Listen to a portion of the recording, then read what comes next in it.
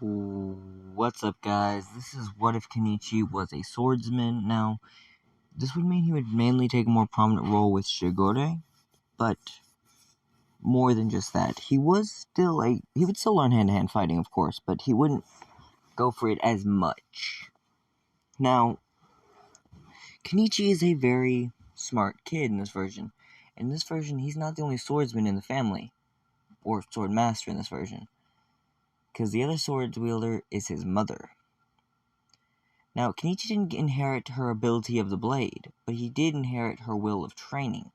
In other words, she made sure he trained up his blade skills. Now, his sister, on the other hand, she got the abilities. She has all that, where she's basically made for sword wielding, the way their mother was. Kenichi is not. He's got more of his father's build, so he's not really good for martial arts or sword swing or anything, but he does find it really intriguing, and he wields a blade. He decided to be a swordsman long ago, mainly wielding the basic katana. Now, he does find that wearing more traditional clothes is more up his alley, so he doesn't wear as much. Now, he still joined the karate club, since he does train with a sword, mainly at home, though, with his mother. Now, he's become very skilled with the blade. Not as skilled as people like Shigure, but in this version, his mother, so quick backstory, was actually training with Shigure. They were actually training partners, and considered the two best women with weapons. Now, Shigure is great with the sword, and so is Kenichi's mom. But she's not quite at the same level as Shigure.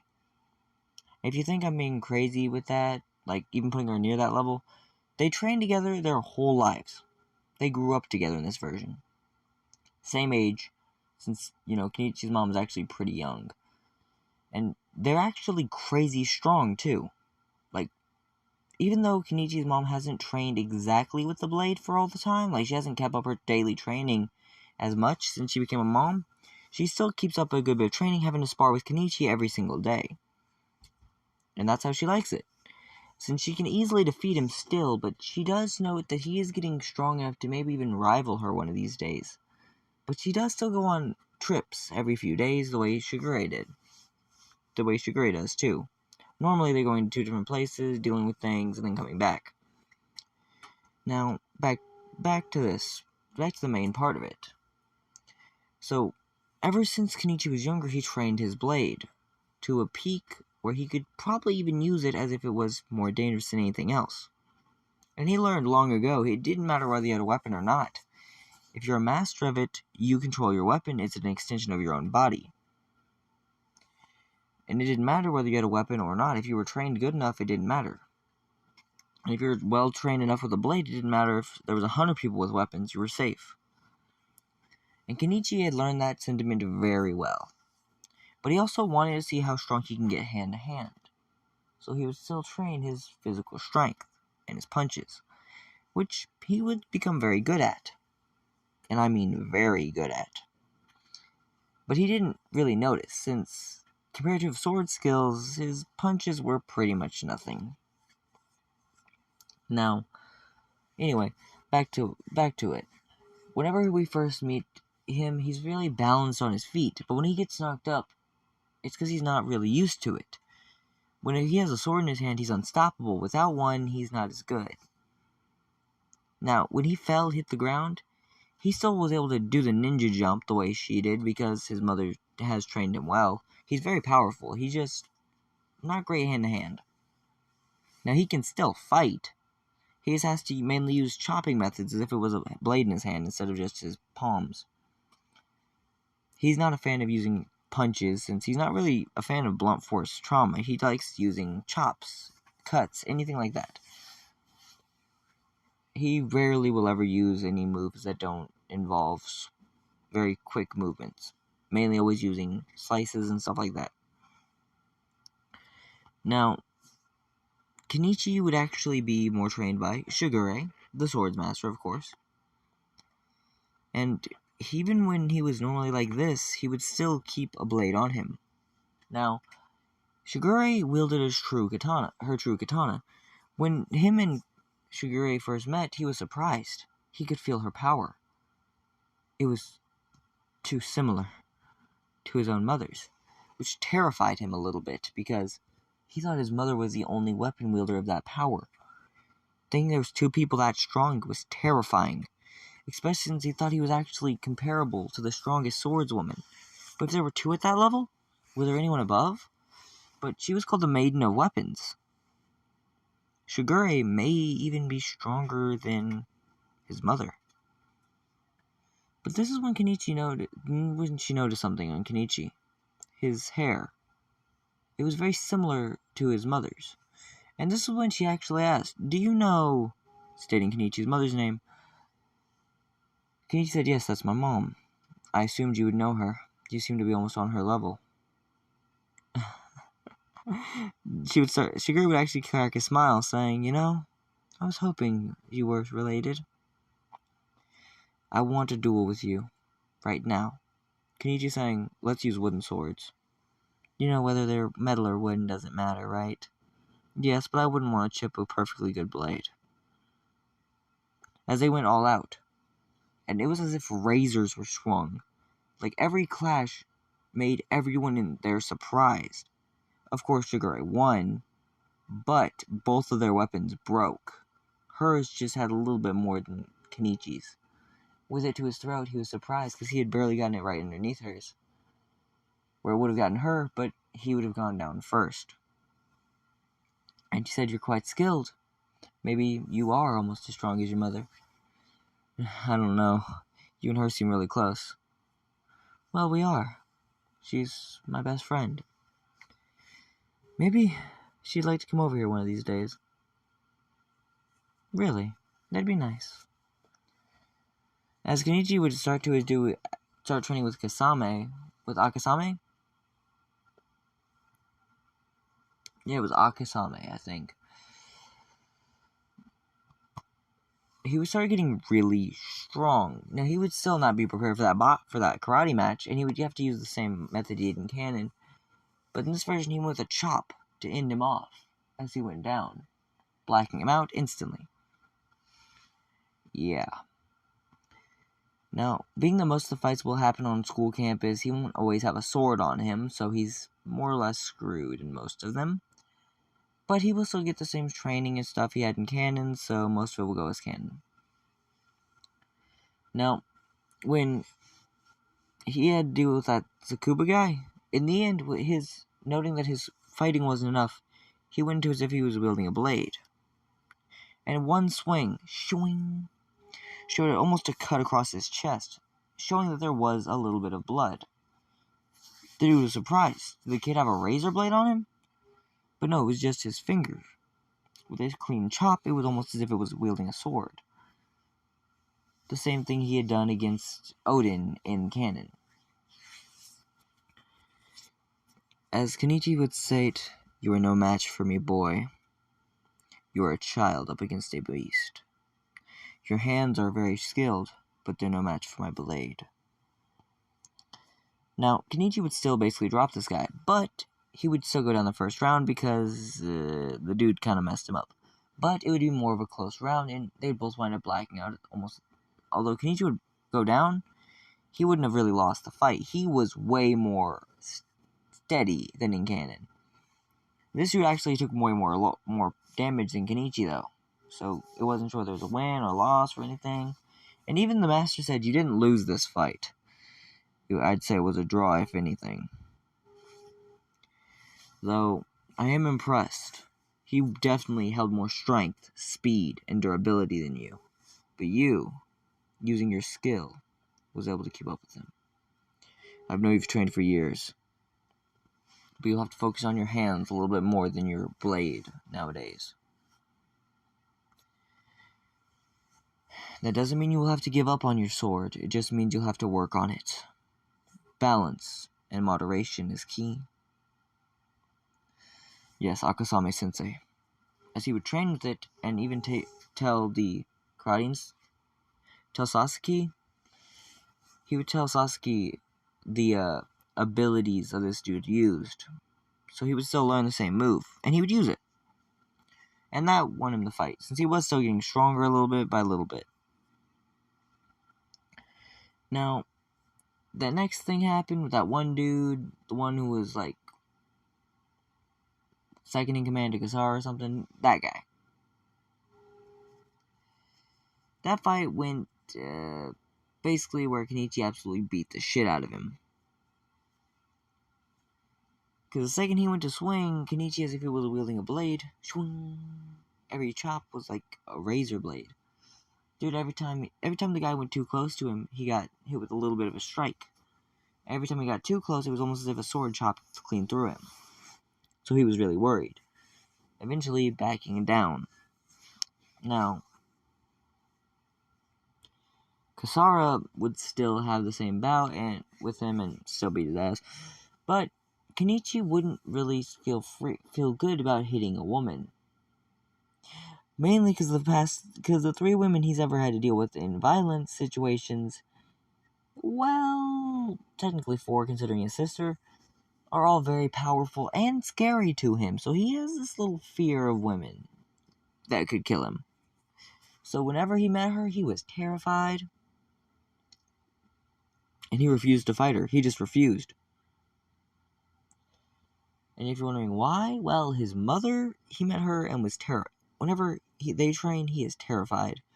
Shigure, same thing. His sister, she has the same skills, and she's actually way better off with the blade than even he is. So she's closer to their mother in abilities. But Kenichi's weapon of choice, being the blade, doesn't help him by much. Now, he still can become the strongest if he trains hard enough, but he's got a small phobia of women that are very powerful like this, but he still is very nice.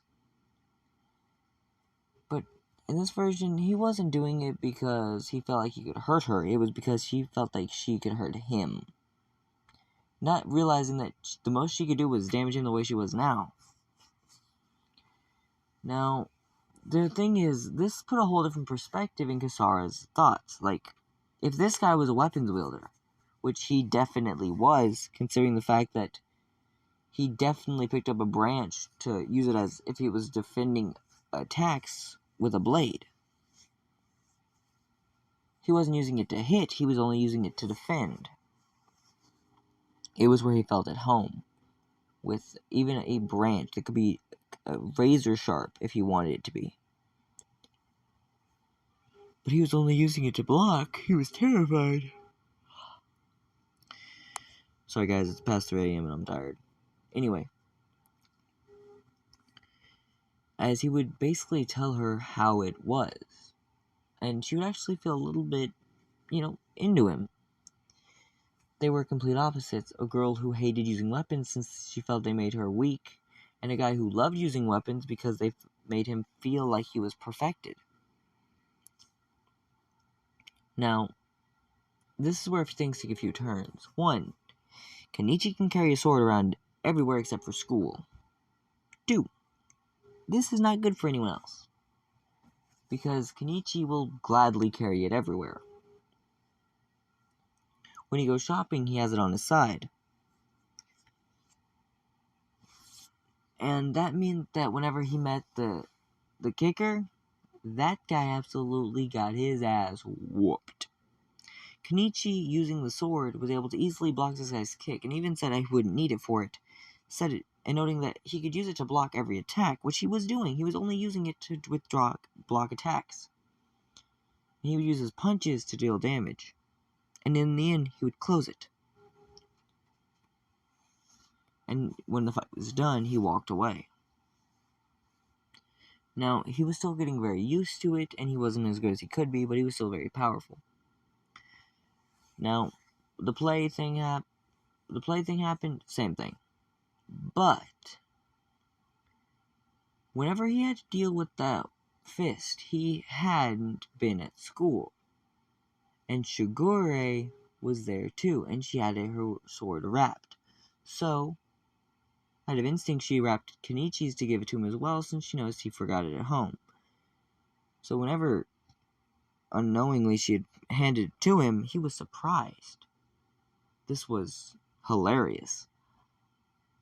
He forgot that he wasn't going to wield his blade. He was planning on wielding his wood, and which wound up he actually carries around a wooden sword, which is allowed at school, not a actual kendo sword. He carries a wooden one. He carries a heavy wood one. It's as heavy as a regular blade. It's a practice blade, but it's made of wood, not the real metal ones like this. Now he does have one. It's just always at home, and he keeps his wooden one wrapped on his back. Now, whenever they came attacking him, the group, about 20 people, Kenichi would pull out the wooden blade and say, "I am ready to fight you," going for swift knockouts on every one of them, to where the only one left was, well, the leader, Valkyrie, because I just forgot her name. Now, she would be very powerful, but it was still very impressive, because he had to block every attack she used with using the blade, the wooden sword, even winding up snapping the wooden sword halfway through. As he would set it down, he would use his hands to defend himself. But in the end, she would just walk away. Kenichi saw that there was a store about 4 blocks away, towards the school, where it was actually closer to the school, but it was close to where it was in the direction of the school, but it was 4 blocks away from him and about a good bit away from the school. So he walked in there and bought a new wooden sword with the same dimensions of the handle as his old one. He felt it was perfect for him. It was normal. It was as if it was perfectly fit to him. As he put it on his back, he would put this on his back and he would wield it as if it was his own perfect weapon.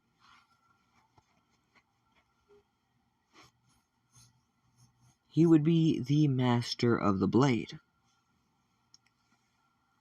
And when he had to fight